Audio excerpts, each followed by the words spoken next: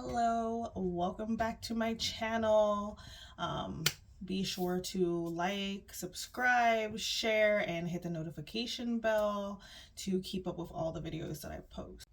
So about a week ago, I posted a video all about my experience living with a panic disorder, with anxiety, all those things of that nature. But I only spoke about it from my personal perspective. So I was online because I want to explain it to others in a way, people that don't experience it personally. I want to explain it to all of you so you can have more of an understanding of what it means. So I ordered this little pamphlet from the National Institute of Mental Health. It's free too, by the way, so if you wanted to order one of these online, you can. And it came pretty fast, in a week, I'd say. So I just wanted to go over this to bring more clarity to what a panic disorder is. Okay, so let's get to it. Okay, so starting with what is a panic disorder? So, reading this directly from the pamphlet, people with panic disorder have frequent and unexpected panic attacks. These attacks are characterized by a sudden wave of fear or discomfort or a sense of losing control even when there is no clear danger or trigger. Not everyone who experiences a panic attack will develop a panic disorder. Panic attacks often include physical symptoms that might feel like a heart attack, such as trembling, tingling, or rapid heart rate. Panic attacks can occur at any time. Many people with panic disorder worry about the possibility of having another attack and may significantly change their life to avoid having another panic attack. Panic attacks can occur as frequently as several times a year or as rarely as a few times a year. Panic disorder often begins in the late teens or early adulthood. Women are more likely than men to develop a panic disorder. Okay, so yeah, in my experience, I did not have a panic disorder in my in my teen years. Maybe not until around, I think it was like 19, I would say, is when I developed a panic disorder. I was having multiple panic attacks per day, and there was completely no trigger. It was just being set off.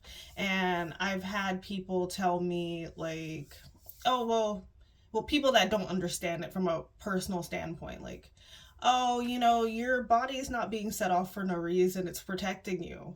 No, because that's not what a panic disorder is. I could just be standing or just talking to someone and I will get hit with a panic attack or something. Like, it's not something that I can control. There's no actual danger around me. It's just what happens. And it's unfortunate. It's another reason why I don't really like to talk to people that aren't experienced or that aren't informed about this, because it's very disheartening to hear responses like that. Like, no, that's not what it is. I'm like waiting at a red light and I get hit with a panic attack out of nowhere. There's no danger, there's no trigger. It's just happening. Okay, so back to the pamphlet. What are the signs and symptoms of a panic disorder? People with panic disorder may have sudden and repeated panic attacks of overwhelming anxiety and fear, a feeling of being out of control, or a fear of death or impending doom during a panic attack, an intense worry about when the next panic attack will happen, a fear or avoidance of places where panic attacks have occurred in the past. Physical symptoms during a panic attack, such as pounding or racing heart, sweating, chills, trembling, difficulty breathing, weakness or dizziness, tingling or numb hands, chest pain, stomach pain, or nausea. So yeah, it makes me feel like I'm gonna die. Like, I feel like I can't breathe. It feels like everything's closing in around me. I get extremely like claustrophobic. And for me personally, a lot of the time when I have a panic attack, it's like I feel like I'm stuck and I can't move and there's no escape. It's literally terrible. I do tend to avoid places that I have had a panic attack at, which sometimes it's very difficult because I've had a lot of panic attacks everywhere. Like certain intersections, I won't drive to because as soon as I get there, I'm like, I feel it setting in. I'm like, no, this happened before, it's going to happen again. There's nothing I can do about it. And it sucks. Like the sweating, the chills, the trembling, me feeling like I'm just going to faint. Like it's one of the worst feelings that I have experienced. And that's another reason I wanted to make this video, because I just want more people to understand people that have a panic disorder. It's just not all, it's not easy to deal with. And I'm not out here just making excuses why I can't do things. A lot of things I want to do, I just can't, because I can't control when that panic attack is going to hit. And many people don't know how to soothe someone that's having a panic attack. Like, a lot of people throw a billion and one questions at me. Are you having a panic attack? Are you blah, blah, blah, blah, blah? And I'm like, okay, I'm already extremely overwhelmed. Chances are I'll snap at the person. And it's not because I want to, it's because when I'm in a state of panic, I no longer can regulate my own emotions.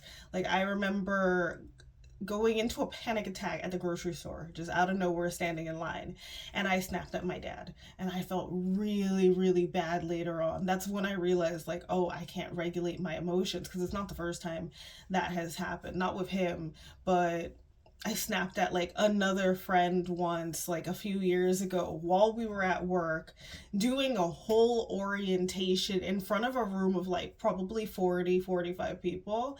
So being there, just it set me off so bad, and I felt so bad. Like, I didn't even want to talk after we left because I could not understand why I was being like that, because like typically I'm just like a really kind person. I'm really chill. I don't like issues. I don't like being rude to someone. Like, if you're gonna be mean to me or talk crazy to me, I mean, depending on the day, I'll probably say something back. But other times, I'm like, not letting you get to me. I'm not gonna frown for you. Okay, so back to the pamphlet. How is panic disorder treated? If you're experiencing symptoms of panic disorder, talk to a healthcare provider.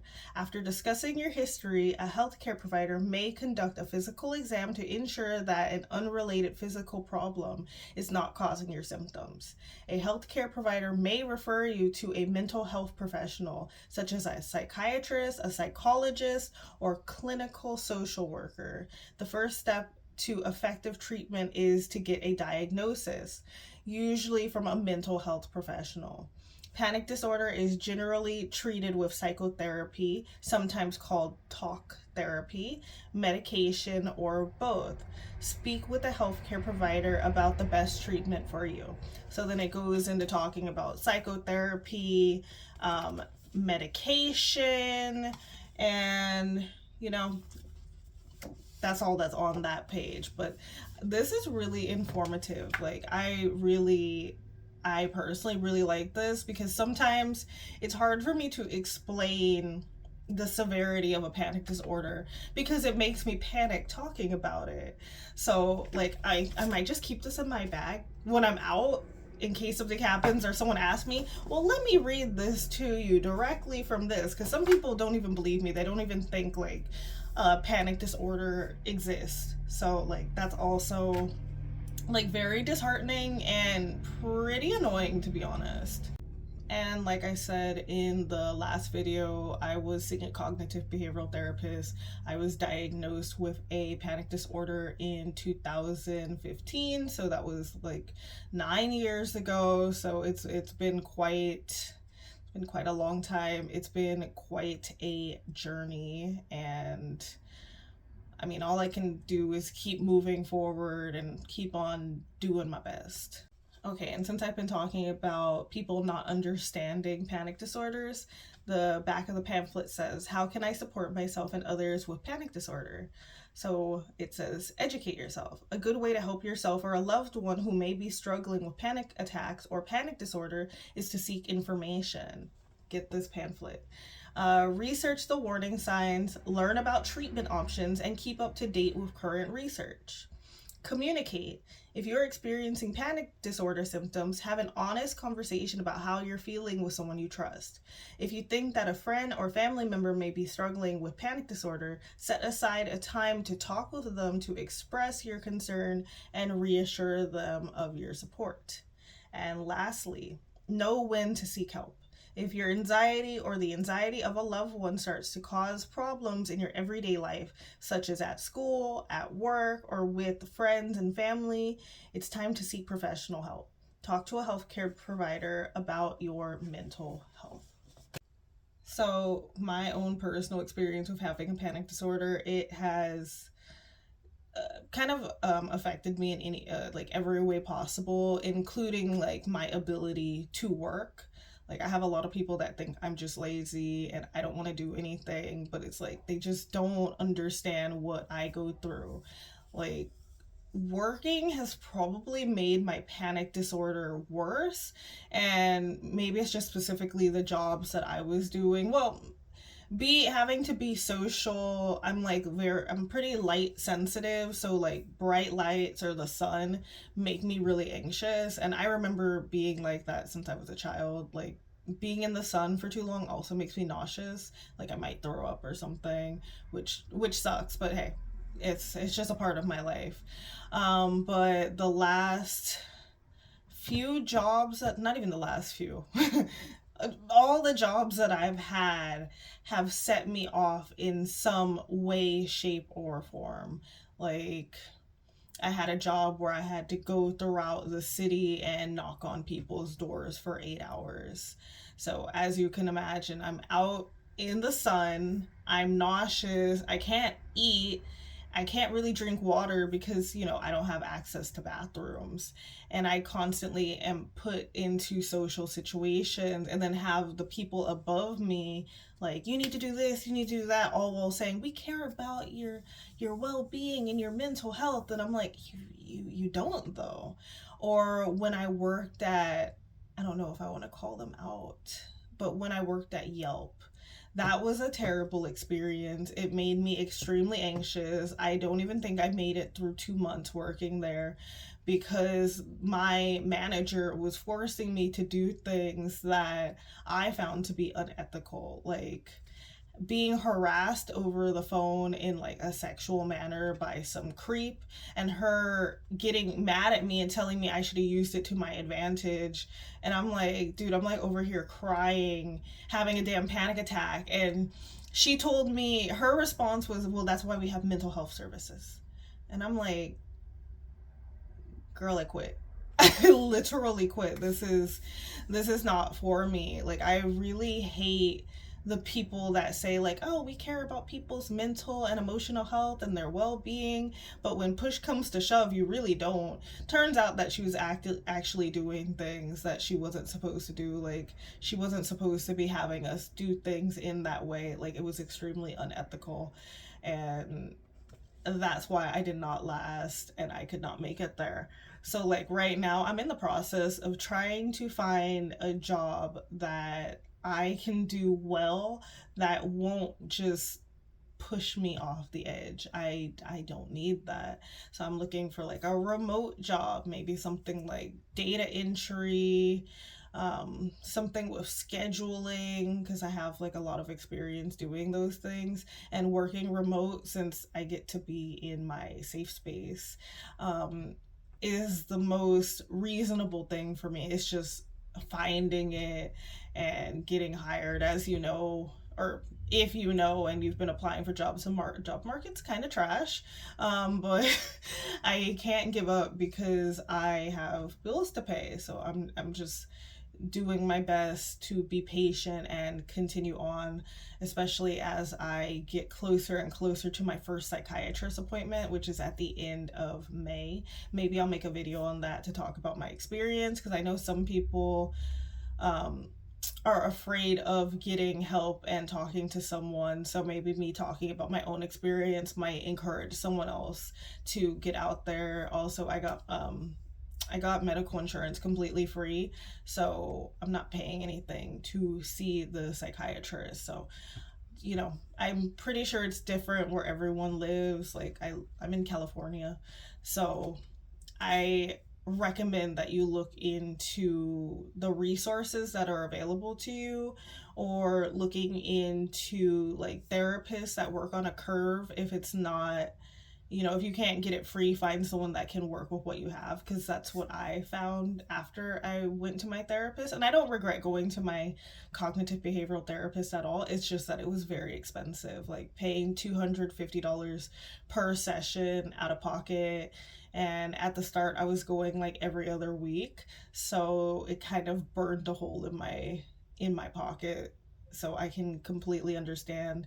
So, I hope this helps someone to just understand what panic disorders are a little bit better. I will include the link to the site where you can get this as well, so you can order your own. And I truly hope it helps you, or helps the people around you to understand what you're going through a bit better. So, as always, I'm sending you lots of love. Thank you so much for watching, and I will see you all in the next video. Bye.